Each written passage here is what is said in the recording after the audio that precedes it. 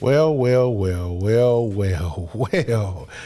Look who we have here finally in the studio. Oh, you talking about me? Oh You talking my about goodness. me? To those who don't know and those who are going to find out in the next couple of weeks about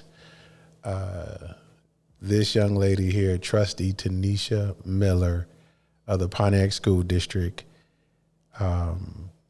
you're in for a treat. So what I want you to do is I want you to like, share, and subscribe. We're on all platforms. And if this is your first time being a part of Trusting the Process, please go to Mr. Trust the Process on the YouTube, like, share, and subscribe. Make sure you hit that alert button. Go to the Facebook page and also Instagram and follow us for some behind the scenes content is there as well. We have 4 episodes planned. This is the first one. Only 4? We're gonna start with 4. We're gonna start with 4. And hopefully through that 4 and that engagement, people clearly get a better understanding of what it is, what is it like being a school board trustee, the work behind the scenes, and basically the power that the people have as it relates to being on the school board and having an elected body. And so my hope is to bring out, because we in Pontiac. Yes, we are. We in Pontiac and we love our city. But I found out that people really don't know the power they have and really understand the functioning parts. And so because I've been around for a minute, thank you, one, for bringing the invite, taking the invite and Thank doing you for this. inviting me. Like, I'm humbled and I'm just thankful to be here, to be, with you and being able to speak to the community on a platform that is, you do it. I appreciate that. So I'm just thankful. Just to give y'all a rundown, and I took some notes because I was excited about the interview. I'm gonna tell y'all right now, I was excited about the interview. I was excited about the guests, and I was like, okay, look, what can I ask her? Like, what I've been able to study, just like most of you. I just met her. Say that one more time. Like, in the back. People don't understand. Like, I'm just getting to know her just as well as Pontiac. And she's been here 15 years. I'm gonna let her go into a little bit more about that. But I just wanted to, we're gonna dispel some rumors. Please, thank you. We're gonna dispel some rumors. Yes, we are both from Detroit. I'm from the east side, she's from the west side. It's kind of like y'all northern central thing that happens here. But there was an automatic assumption put out that I knew her and I'm the reason she got on the school board. If I may, please be more specific. Okay. The assumption, the narrative that was created was you planted me there. I was your plant. After that, it was, well, that's how she knows everything about policy because Gil is telling her everything. All of this came about. Gil, let's just say the facts. We met December the 9th at the orientation at the board. Yes. Okay. After that, we didn't have any correspondence because your term was done. Mm-hmm. Facts? Yes. February, you sent the entire board an email because you still served on the national level. Correct. And what you said to the board was, I love Pontiac. I still want Pontiac to be in the know. And throughout my term here on the national level, I still want Pontiac to know what's coming down the pipeline. Correct. So I took advantage of that because I'm new. I like to know what's going on. Any knowledge that anyone is willing to give me, I am receptive to it. So we're talking February. And by now, it's their cousins, that's his sister. I know. You can't make this up. You can't. know? You can't. And I'm just like, well, who's Gil Garrett again? I don't know the man. But now that we've come to get to know each other, I'm very thankful for your knowledge and everything that you've provided me. Not feeding me, not telling me what to say, not coaching or guiding me or putting me up to things. Man. Like everyone has said. Yeah. None of the above has ever existed. Ever. I don't even think that he would do anything like that based upon his standards, and I for sure would not. No. So. People, man, that's a way to. You told me to remind you of something.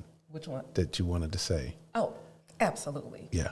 I just want to say, hello, everyone. Again, Mr. Garrett, Gil Garrett, I'm thankful for being here. But as we begin this podcast, these episodes, the series, I want to say, pursuant to policy 0167.2, anything I say sitting here or in any capacity is a representation of my own individual opinion and thoughts. At no point do they represent the board, Pontiac School District, or anything in between. It is coming out of my head, my mouth, as Tanisha Nicole Miller. For the people in the back, let me let you guys know, I do respect policy. This is going to be an interesting 4 weeks. Yeah. This is going to be interesting. For those individuals too, like we did, I do have a set of questions, and we're going to tag into that and get in that space. And people have to clearly understand that when you're talking about policy and you're talking about some of the things, and as the weeks progress, we're going to get a little bit, we're going to address the elephant in the room of why she had to start off with that policy, because of things that have already been done, taking place, things she's watched, experienced me go through, a few other people, and also her coaching and what she's done and what she's about to do on a national level. Let me give you a huge shout out for that. It's so much to cover. I know. And there's so many things I want to talk about, but congratulations on your Black Caucus appointment to the National School Board Association. And then those who don't know, that is one of our equity councils on the national level. And she, through her term and time on the board, 10 months. Those recommendations, I was asked once the seat came up, and there were some people who had already made the connections. I was asked to, hey, what do you think? And now, of course, I still do some lobby work there. Still doing the alumni for NSBA. I'm still holding Pontiac down on a national level. That's just not going to stop as we're traveling through, because we have done a lot of great things here, despite what may be appearing right now. And it's just within this last year, we are poised to really be a standard. Can I interject? Yeah, go ahead. I want to set the record straight on one more thing. One thing that I admire about you is your ability to overcome the local stuff. You know, I've gone to the Atlanta conference. What was it? The national conference. Oh, it was nationals. Yeah, national conference. Then I went to LA for the CUBE conference, and just recently I just returned from the annual leadership conference in Traverse City. And every time I had on like my Pontiac sweater, or I would say, hey, I'm Tanisha Miller from Pontiac, you know what people said? Gil Garrett. How's my guy Gil? I appreciate that. You out there with Gil Garrett. You from his city. Yeah. And so when you say you represent Pontiac even when you're not there. And that's from what I witnessed. I appreciate that. I appreciate that confirmation. It's been and I get calls when you guys go. It's almost like, we seen your board. We seen your board members. They taking these classes, you know what I mean? Because that connection doesn't go away if it's when it was genuine relationships. And those are genuine. And for real, and to spend that amount of time, 5 years with that group and 3 years with the state group. They got to know me and how I work and move. And you've been in some of those delegations, and you've heard some of the things that they try to pass. You have to be stern, right? Like, you have to know what you know, and not take for granted the fact that you just happy to be there. And so I appreciate that, and I appreciate your enthusiasm about this work. And that's another reason why I wanted you here.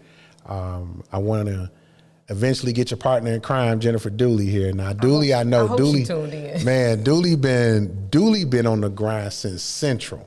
She's actually a retired master teacher, educator, and so to have her on the board to be able to check the balance of what people or administrators or people are bringing to you from that space, and listen to her as she's asking the questions that if you're not in education, if you're not a educator, and you're just on the business side, like, there's two folds. There's the education, there's the business.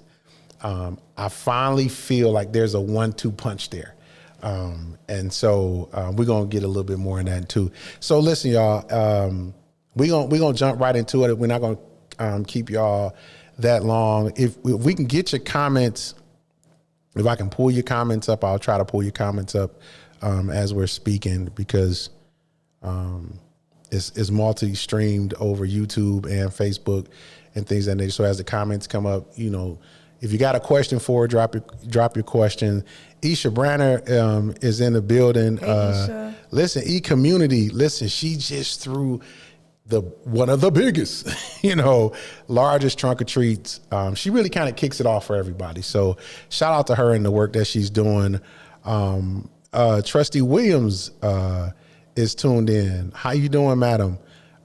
We see you out there. Big Bernard tuned in and shared. Thank you, sir. Roshana, Ms. Williams said, Trustee Williams said, congratulations. I enjoyed meeting her in Traverse City. It was definitely one of those. Yeah, she's from Pontiac. Yeah, she told me. She is from Pontiac, and she is she holds it down on that north end, man. That north end, she holds it down. Miss Porter, Miss Nikita Porter, how you doing, madam? Now, this how far we go back. Oh, that's Peter, my neighbor. Pete. Oh, cousin Pete. Listen, man, look. Man, Pete go back like 4 flat tires. Oh, man. You know what I'm saying? And if he your neighbor, he a hoot. Man, that man is different. Confirm or deny. What stays on the street is on the street. Listen, if y'all got any questions, please feel free to jump in as we're about to go into a lot of these conversations. And thank y'all for joining us. Ms. Porter is actually man, Jesus Christ, she was one of my. Never mind, I'm not telling my age. I'm about to age myself. I ain't doing it. I ain't about to do that. So listen, we got 4 episodes. That will be taking place. This one is going to be Who is Trustee Miller, the heart behind the title. That's what we're calling this one. The second episode you're going to tune in for is going to be Policy and Progress, the work behind the scenes. Episode 3 is going to be Accountability and Advocacy, standing on integrity. I don't know, we might skip a couple questions and get to that right away. And the vision forward, building the future together. And that's just talking about Pontiac School District overall and just education from what you're experiencing on a national level and state level and things that you're seeing. Because when you got a fresh set of eyes, when it's not just somebody who's been there for a minute, I'm consistently always trying to learn more, right? It looks different at times, but it's the same. But you got to learn how to present it. And so let's just go into the questions. Can we do that? Absolutely. Can we do that first? Okay, let's go into the questions. It's your word. I'm just here, happy to be here. Okay, let's go into the questions. Let's see. I ain't gonna even go. I ain't gonna. Yes, I am. Yes, I am. Yes, I am. Okay. For those who might not know you personally, who is Trustee Miller beyond the title? Who am I? I'm gonna tell you this. The title means nothing to me. The work that I do it in from the purest of heart. I can do it without a title, but I am thankful for the community that entrusted me with that. Tanisha Miller, I am a mother first and foremost. That is my greatest accomplishment in life, in whole life. Okay. All right.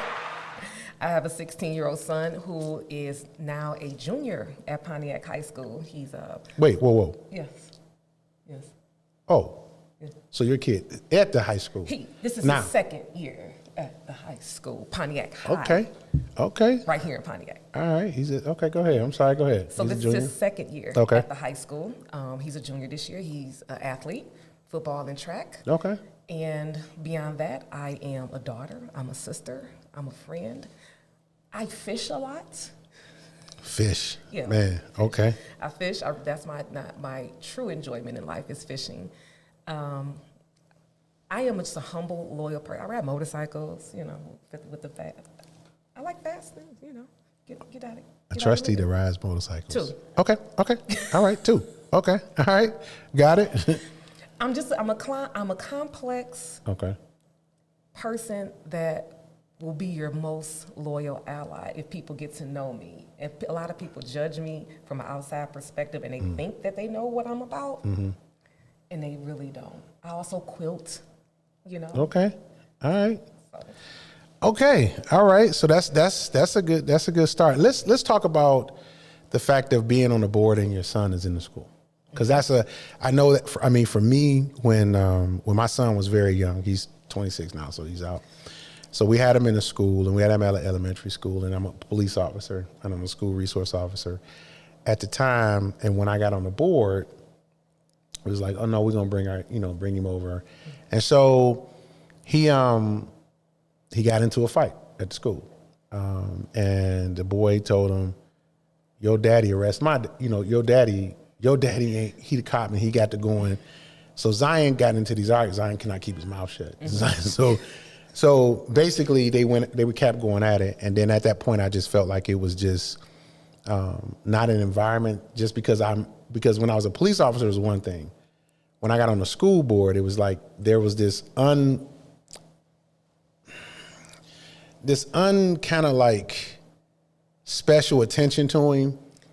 And it was like, nah, he ain't learning from that, right? So me and his mom at the time, look, we're going to put him over at Pontiac Academy for Excellence, where he ended up finishing there. And then he went to Avondale, and then he went to police officer kids are like preacher kids, you know what I'm saying? if you catch what I'm saying. So how is it being a mom, your kid is 2025 with everything going on, you decide to be a school board trustee? It wasn't my decision. I ain't gonna sit here and lie to you. Okay. Okay, if I may just tell a little teeny tiny story. Okay. I purchased my home in 2012, right here in Pontiac, the first home I ever purchased, right here in Pontiac. My son was 3, and the community said, if you love your child, don't send your child to Pontiac schools. I didn't know no better. I was new here. I'm from Detroit. I didn't know. So I said, well, if everybody is saying the same thing, I guess this is what I'm supposed to do. So I have admitted, I utilized school of choice for 13 years. I drove 38 minutes back and forth to take my son to school. So last year, my son, at the time 15, sat me down and he said, Mom, can I go to Pontiac? And I said, well, tell me why. What's going on? And he said, basically, he needed to be in an environment where he felt inclusive, where he could look around and see at least 1 or 2 other kids that looked like him. Okay? So that is, it was the end of a conversation. We had the conversation. The next day, I went and enrolled him, and we've been on since then. So when people ask about my commitment and what am I doing here, and I can't understand because I'm not born and raised here, I owe Pontiac School District for what they did for my son mentally, how they embraced him and made him feel whole, okay? Education aside, I owe Pontiac for what they did for my son. Now, let me go back and say why I said it wasn't my choice. So I left another district where I had been for 13 years just volunteering, no title, no recognition, just doing what I do, And a good friend of mine James Summers, I'm gonna shout him out because he already know. James Summers, who's on the board. Okay. He said, hey, I'm gonna miss you out here, but you have to run for the school board in Pontiac. Gil, I didn't know. Oh, man. I thought the school board was the PTA. I had no clue. Man, you or me, you and me both. You know, and it was the push from my friend that I've known for 13 years that said, you got to go down there. And I said, you know what, let me go down here so he can quit calling me and pushing me. I went down there. The deadline was that day at 4 o'clock. My paper was stamped at 2:21 p.m., right? So I'm like, all right, what do I do now? Okay, I'm on the ballot. What's next? I could never figure it out. So I just continued to do what I did. I came in, I was volunteering with the football team. I was volunteering in any capacity that they would allow. And no one ever knew I was running for the board here because I never wanted anybody to mistake my service for a political advantage. So I didn't tell anybody that I was running for the board.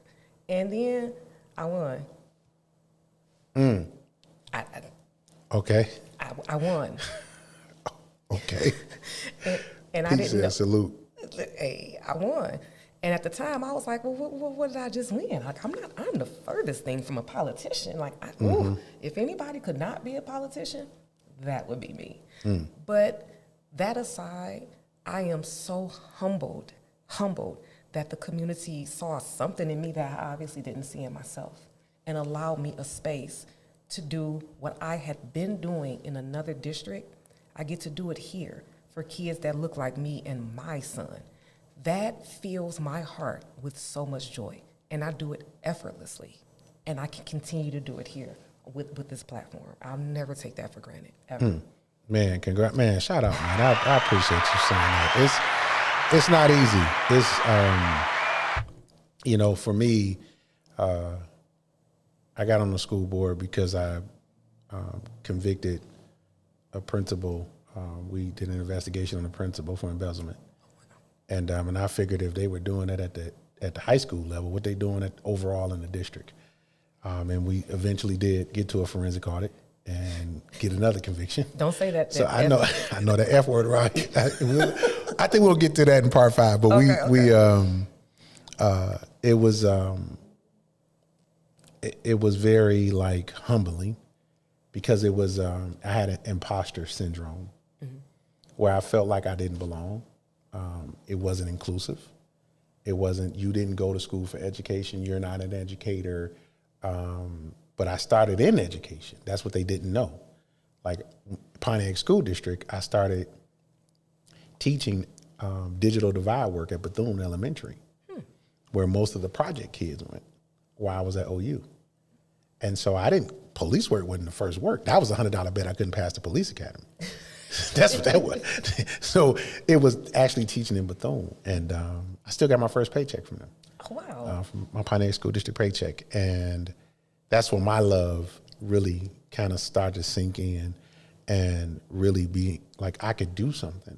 And so as I progressed through from education to law enforcement, like yourself, it was like, well, I just won. What I'm doing. What I do now. And boy, I had some learning to do. Oh, buddy, I had some learning to do. But I don't want to get that away. Okay. I don't want to get that away, but I had some learning to do. And one thing watching you, because anybody can go, if you go to PontiacSchoolDistrict.com and you can go to their YouTube page, all of the videos, you can go there and watch them. I encourage you to do that. So let me get to number 2. So that was about Tanisha Miller. Okay. So we did talk about this a little bit. What first inspired you to step into public service and run for Pontiac School Board? We talked about that a little bit. Oh, man, this one. You've been in the news. Yeah. You've been in the news. You probably had one of the hottest stream interviews with a high school student this year. That's what kind of caught me. When I saw you do that interview with the student, I'm like, okay, she about that. Like, she real. Because it was like, you're new. There was no, like, you could tell that it was an impromptu. Like, it was no this is what we're going to do. You know, there was no questions you get to ask me. It wasn't you. I think he was in a hoodie. Oh man, I told you about a politician. I know. I think it was. That's why I was like. Can I tell you how that came about? I was like, she in a hoodie, and so I'm like, okay, and I was like, wow, you, Gil, you have taught me so much, and Tanisha, you are amazing. Oh, thank you, Trustee Williams, appreciate it. So this question right here, you quickly become known as a passionate advocate for students and families. Where does that passion come from? That passion comes from, I don't want to age myself, but back in the day, it took everybody to wrap their arms around our children to show them a path to excellence, a path to whatever. It took everybody. It wasn't the responsibility of the teachers. It wasn't the responsibility of the parents. It was responsibility of everyone. So because those arms were wrapped around me and my community, it's always been, I felt like it was my duty to give back in any capacity when it comes to kids, children, however. That's just was my duty. I just wish I can let people understand just how effortlessly passionate I am. I know I'm an elected official, but I've said this to you, I wish I could do this without being in the spotlight, because I don't ever want recognition. I just want to do. I want to just do and produce. I don't want to be recognized for it, because that's not why I do it. You know, so this is an adjustment for me being in the public eye, but I am very unapologetically me. And if it's one thing that I will never tolerate is don't mess with my kids. And I only got one, but all of these kids is my kids. So you mess with my kids if you want to. I'm like a mama bear. Respect. Much respect to that. Let's go on to this next one. In your early months and meetings as a trustee, what have you learned about leadership, teamwork, and accountability for yourself? Oh, okay, for yourself. Okay. In your early months and meetings as a trustee, what have you learned about leadership, teamwork, and accountability? Well, I'm going to start with leadership. Okay. Though, as we know, I've only been here 10 months, I'm not in a technical leadership titled position with the board. Leadership to me is standing on my morals, being trustworthy, being honest in what I believe in, even if I'm in the minority. So I have a due diligence to answer to the community. They put me here. This school district belongs to the community, not to the Board of Education, not to any person or individuals. It belongs to the community. So I feel that it is my duty, it is required of me to answer and be able to answer and respond why I vote a certain way if asked from the community. What being those first few months, what taught me is that four is going to always be four. Four gets things done. Four. So when you say four, I mean, and we're going to talk about this a little bit more, because when we get into the policy advocacy space in episode 2, and we're going to touch on it now, but we're going to get into Public Act 451, what that is. And then we're going to also, but explain to me four, because you're a 7-member board and you say four. What do you mean by that? Four gets it done. I understand the community's frustration with the board and certain decisions that are made. And I always encourage people, check the voting record. Check the voting record. Yes, something may have passed, but look who voted for what. And when I say four, I can vote no, somebody else can vote no, but if at least 4 people vote yes, my no vote is just because that's my integrity and what I stand on. I don't believe in whatever we're voting for. So when people are, upset, which they have the right to be, just check and see who's voting for what, because that matters. And I know that a lot of times I'm going to be in the minority. My vote's not going to stand, but I still stand on what I stand on, because I owe the community to have a level of integrity. And that's even at the highest level of service, national level, And you'll find this because you guys are you're a matter of fact, you're coming up soon. You guys will be redoing your policies for the Black Caucus, redoing those policies, and so and people have different things that they want, right? That they want to see, and I mean across the country is like, I want this for my region, you want this for your region, and that's a whole different thing right there. So this government shutdown, I clearly, oh Jesus, man, that's a whole different story. But let me stay focused. I digress.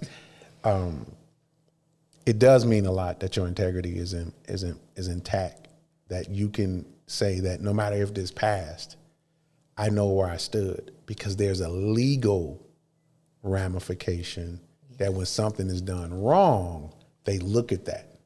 And that's why I always say, pull the record. They look at well, I'm saying they, like I ain't the police. We look at that. That's right. We look at that, and that's one of the reasons why I had to start to learn the governance side, and really started focusing in on our policies and things that we were doing, and what did we have in place that we didn't have in place, because we saw certain things, and then when certain things would come before us, like why would it come late? So we had to put procedures in place. So there's policies, and then there's procedures. Procedures is how we do what we do. The policy, then there's bylaws. The bylaws is how we operate. The policies is the law. The only reason I know policy is because... Let's talk about that. Yeah, let's get to that, because I think people need to know, how did you get that? No, let it be told. Okay. The narrative is that the only reason I know policy and I vote the way that I do is because of you. Man, that's crazy. Listen, I didn't listen. Okay, since we there, we're gonna since we there, because we good with it. Let's pause there for a second. All right. I'm like my man on Malcolm X when the police officer told him, that's just too much power for that one black man to have.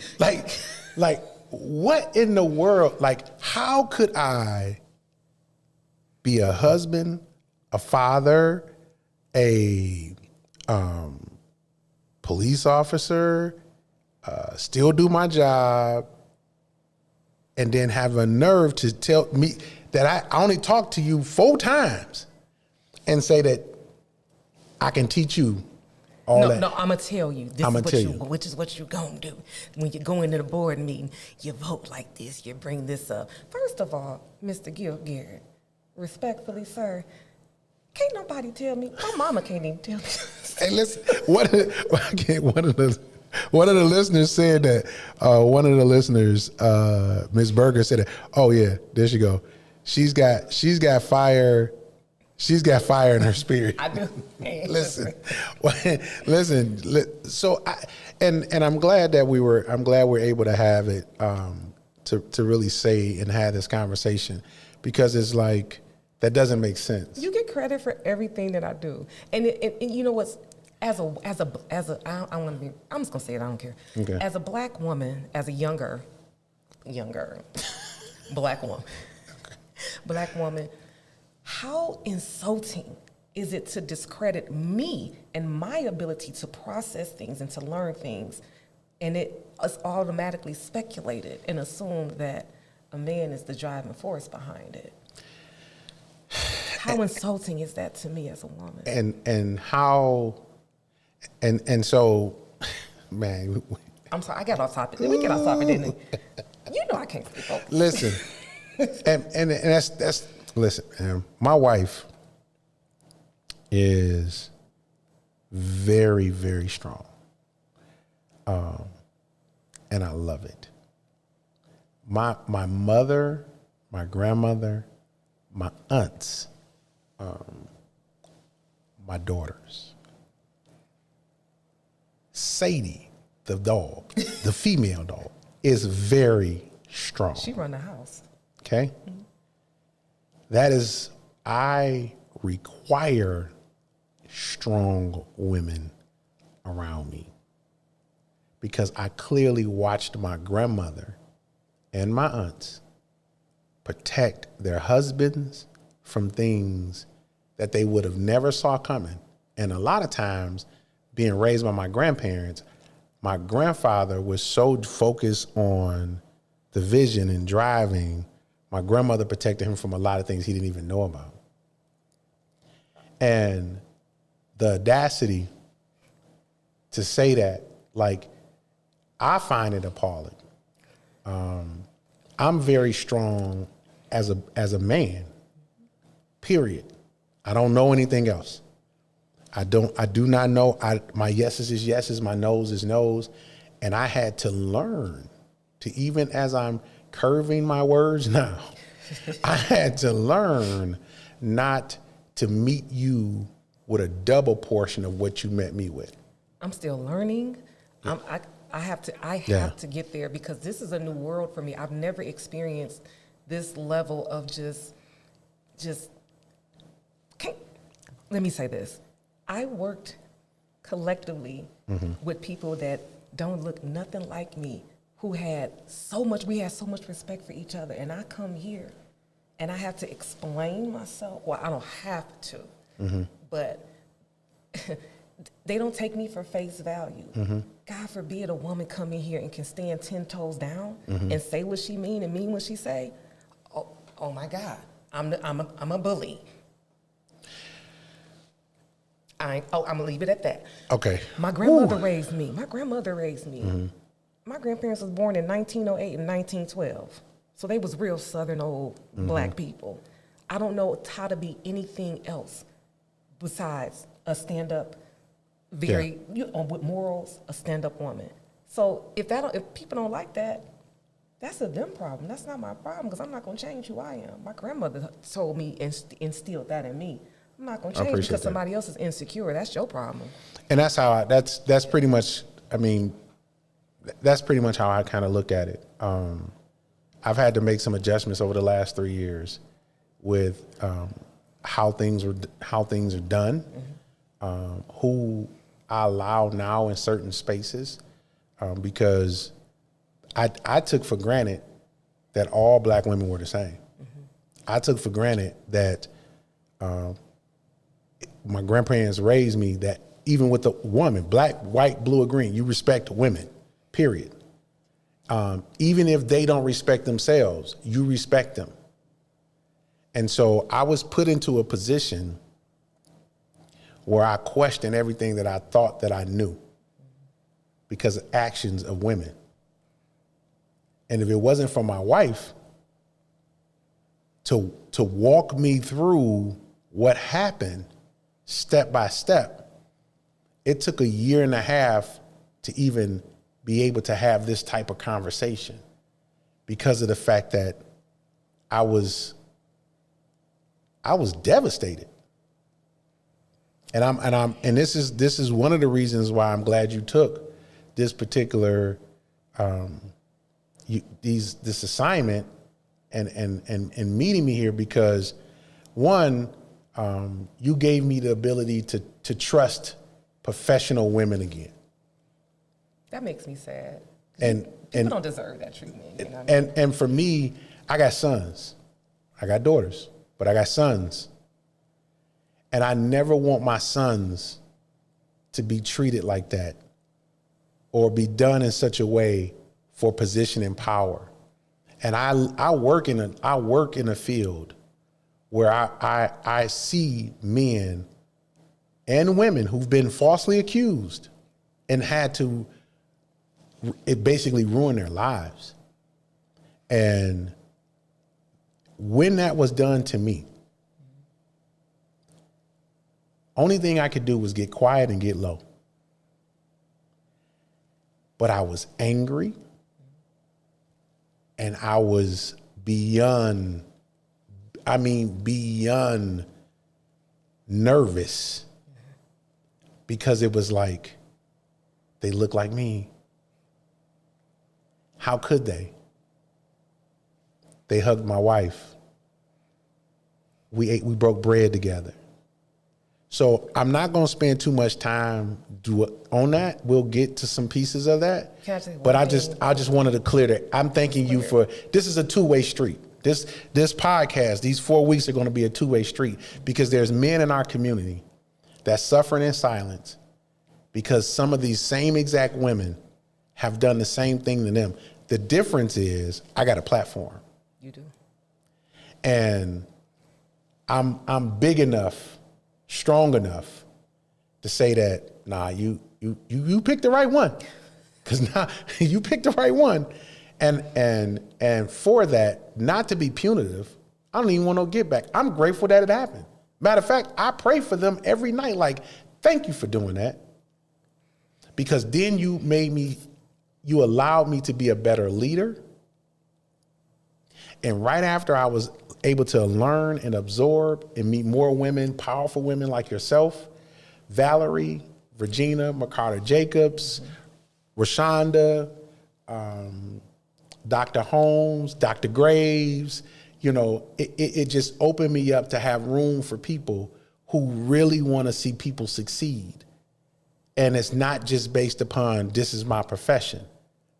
Because there is a narrative that in education, that it's the black woman's space. And there is no room for black men. And we desperately. And we do, but it is through the hiring practices you see it, through leadership you see it, and I want to be able to, with my interview with you, be able to bring some type of understanding to that, because it's been happening in this community far too long. I know that we probably are off subject. We definitely are off subject right now. My bad. Pete done said truth. Hey. Lord have mercy.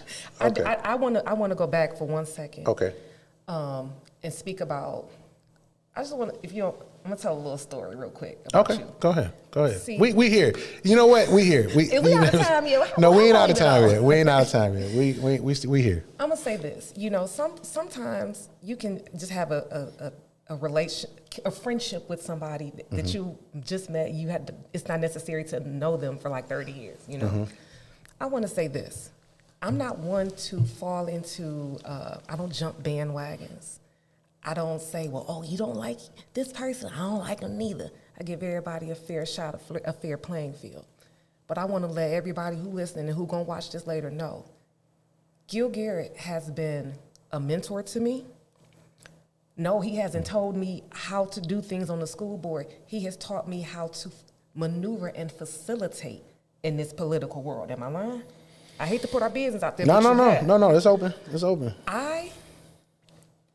I appreciate you. I'm a loose cannon sometimes. Edit that out. Hey, listen, I'm saying. Look, I only know. Some of y'all owe me. All I'm saying is. I was just about to go there. Some of y'all owe me, and just know you owe me. Just know you owe me. And I'm gonna look at you straight in your face and say, this man done saved a few of y'all. I'm gonna give one instance. When I got done reading at the school, and I called you hollering, and you was just as calm and calm. Hold on, okay, ma'am, all right. And I want you to, I'm like, and you just, ma'am, where are you? I'm about to. No, you're not. No, you're not. And you know how. And you sat down and you let me holler, scream, cry, every emotion I went through, and you sat there. You didn't judge me, and you coached me through that. And I can't say how many times that's happened. So when people try and perpetuate you and put you in this bubble, them same people don't know how many times you have saved them from me. I'm not a polished politician like you are. I'm from 7 Mile. Okay, I'm doing my best. I'm trying to get there. Be patient with me. Listen, y'all, I told y'all gonna want to tune in and y'all gonna want to know what exactly is happening. We're gonna address some elephants in the room, because we need our young men and women who are about to enter into this world out of high school. We need them to have a clear understanding of what's out here, and that starts with accountability with the adults. Absolutely. I'm for transparency. I'm for, if I done something wrong, do it. I'm with it. I'm gonna be the first one to. I'm gonna be the first one to say my bad. Listen, I apologize. Oops. I remember going back to the school board saying, "Hey, I want to extend an olive branch." You know what I'm saying? Like, and then listening to the meeting, the very same meeting, get threw up under the bus again. And if we are not willing to face the truth, whatever that may be, then there's no way I can expect that from my children. Because they're looking at us and how we conduct ourselves. Exactly. And they're paying attention to it. And again, I do not want my boys to go out in the world and think that they could be, a narrative could be put out about them and they have to suffer in silence. And I'll be honest with you, I did not know that was a thing until I started speaking about it and more men started saying, amen. More men started saying, in this community, in Pontiac, man, a dog, I'm glad you said something. I'm like, huh? Man, man, listen, don't let them shut you up, G. Now, I'm talking about people in executive positions, in spaces, men. And I'm like, well, wait a minute.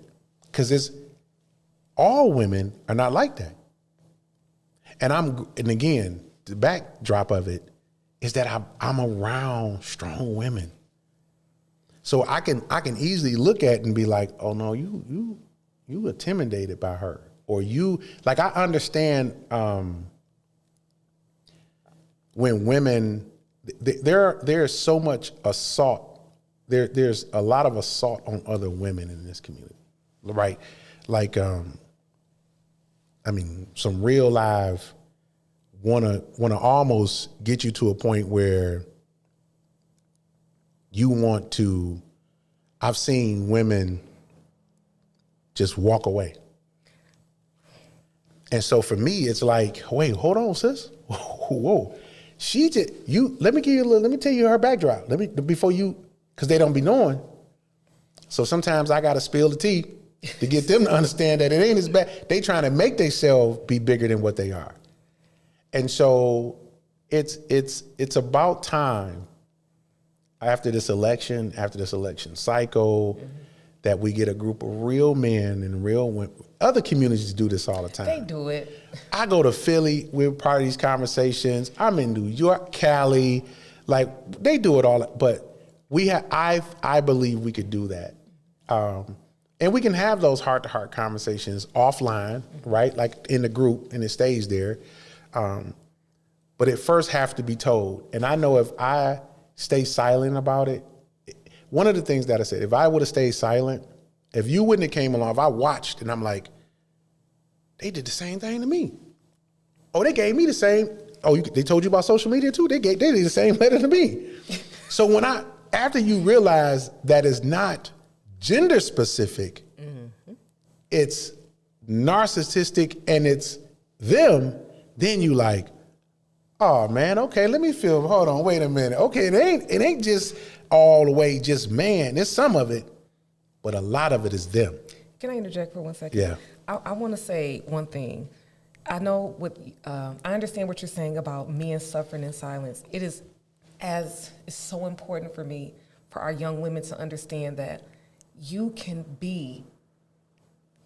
stand 10 toes down. You can be intelligent. You can be very much so unapologetically you. You can walk in that space and don't apologize for walking in that space. If somebody is not receptive to that, like I have been experiencing, like I say, you want my therapist's phone number because I can't help you with your insecurities. That's not my problem. But what you're not going to do is you're not going to make me feel bad for being who I was raised to be. And I want our young women to understand, be who you are.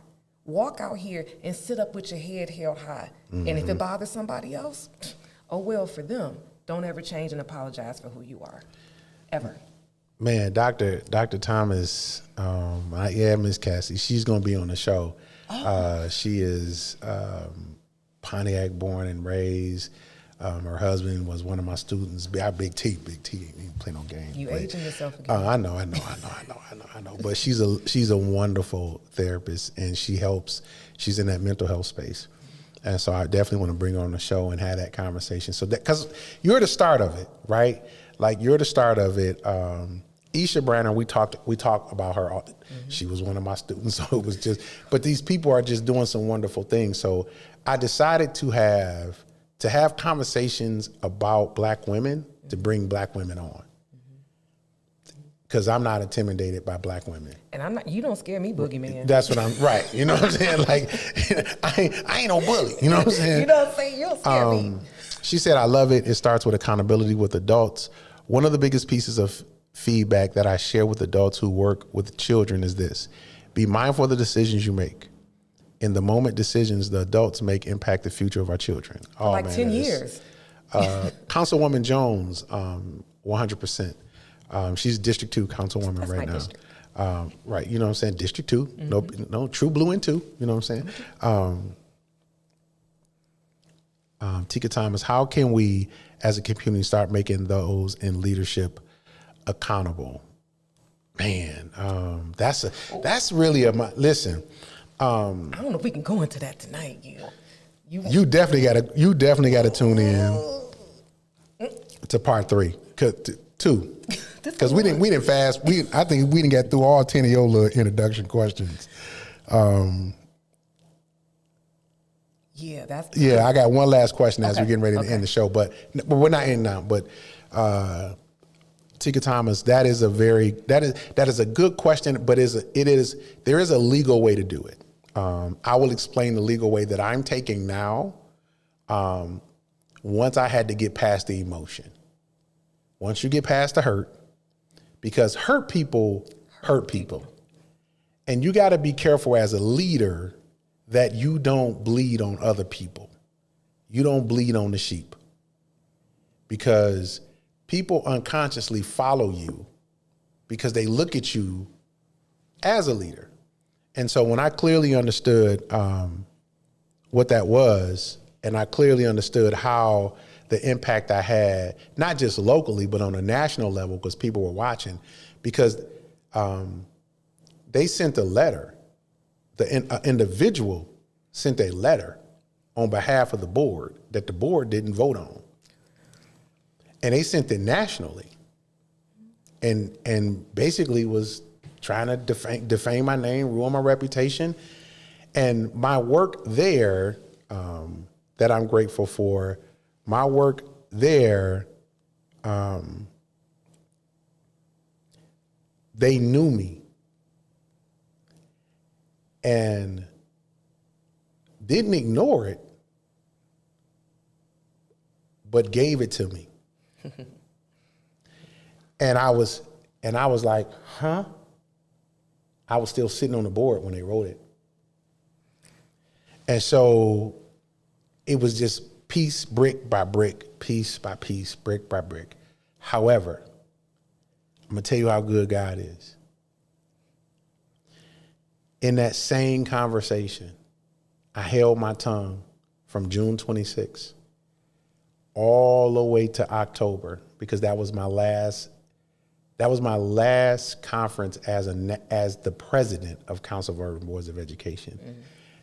You will understand this when y'all start the conferences. You have to prepare and plan, and I had a team of 50 people that I was working with across the country to making sure that the 1,500 people that was gonna show up get what they get.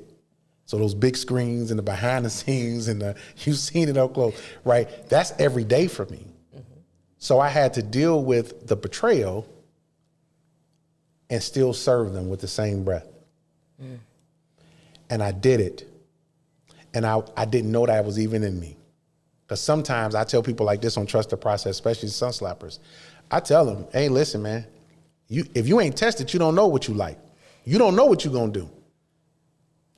And so when the President of the United States, Joe Biden, and the Vice President, Kamala Harris, said, hey, we want to grant you this national award, this Presidential Lifetime Achievement Award. What's the clap button? I didn't give you a clap for that.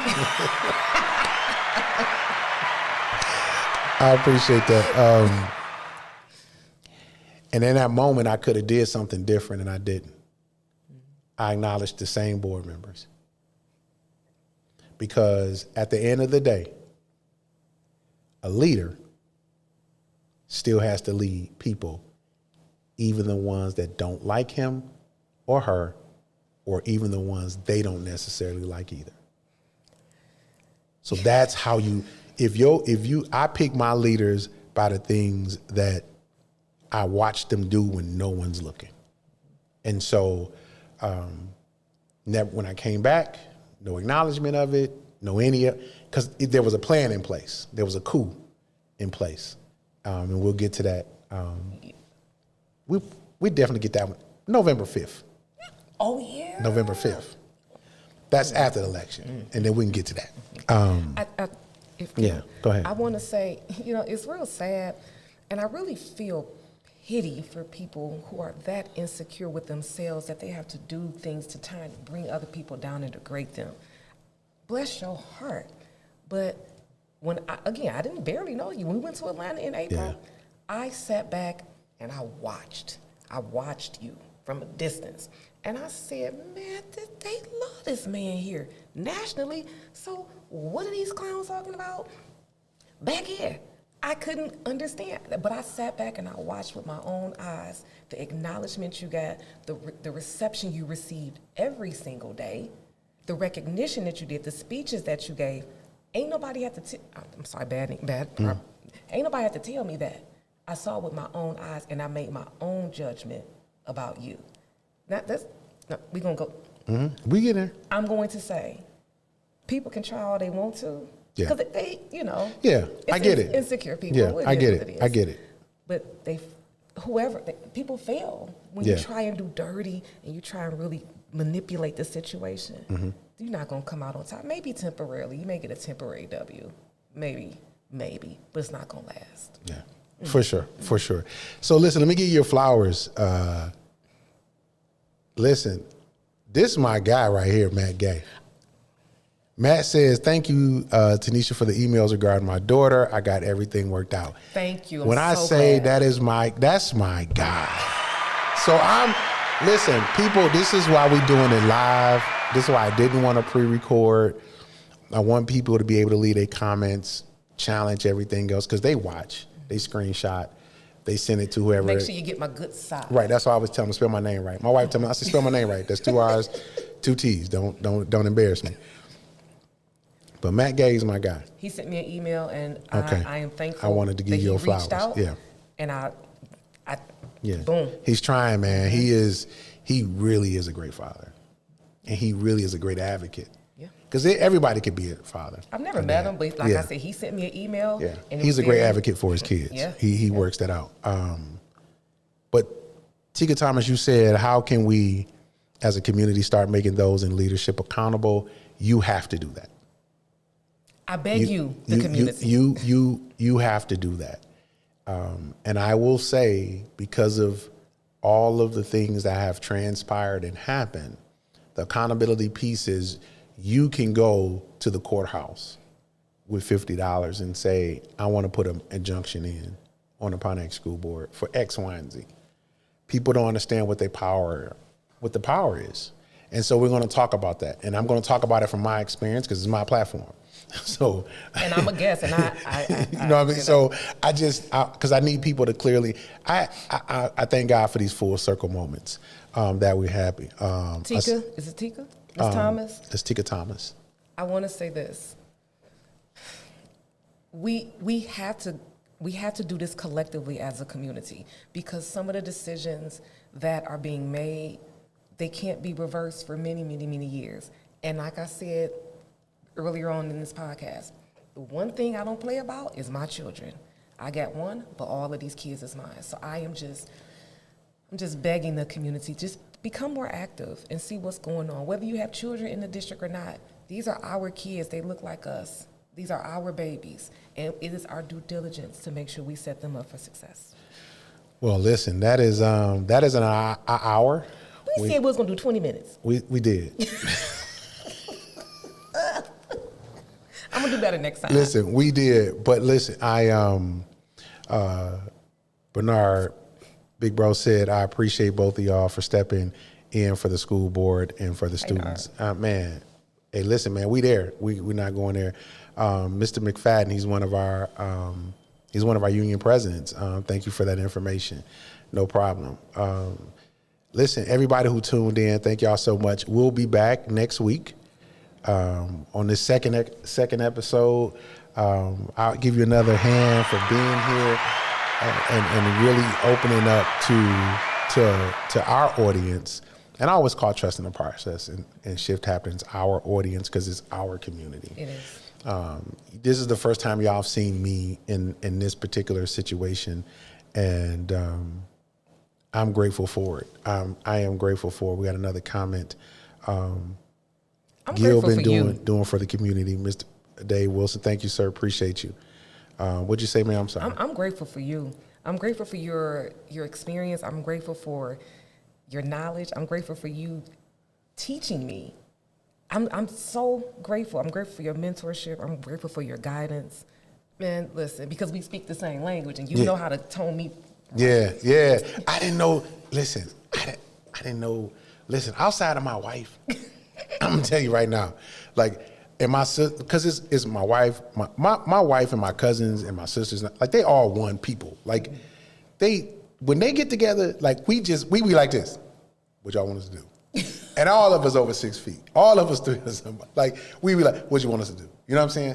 And I have learned that when you start looking at history and you start looking at the plight of the black woman and you start talking the plight of just women, period, right? And just what they've had to do and endure. There's a lot of women who I'm just like men don't deserve the places that they are at because they didn't do that work. And so they took a shortcut. Mm-hmm. And so I applaud folks like yourself who come in to a new area. You could have did something totally different. There's you picked up a lot of interesting fans. I'll just say that. Hey, you can't make everybody happy, huh? And you have done some things. So before next week, check out one meeting. That's your homework, y'all. Is to check out one meeting and watch our work because we're going to get deeper into this thing. And if you got questions for us, drop them in the comments. She's going to be looking at them. We're going to be going back and forth, looking at what we do and looking at how we're moving, being specific. We're going to be intentional about answering the questions and making sure that you're getting the information. But y'all going to have some homework too. So really thank y'all for being with us. And as we get up out of here, I do got a question. Okay. Before we get up out of here. If it's one thing that you could do right now to help you along your journey, what would it be?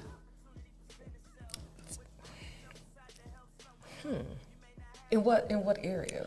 Just to help you. If you saying you're an elected official, you a mom, you fish, you ride motorcycles, you're in a community, you raise other people's kids.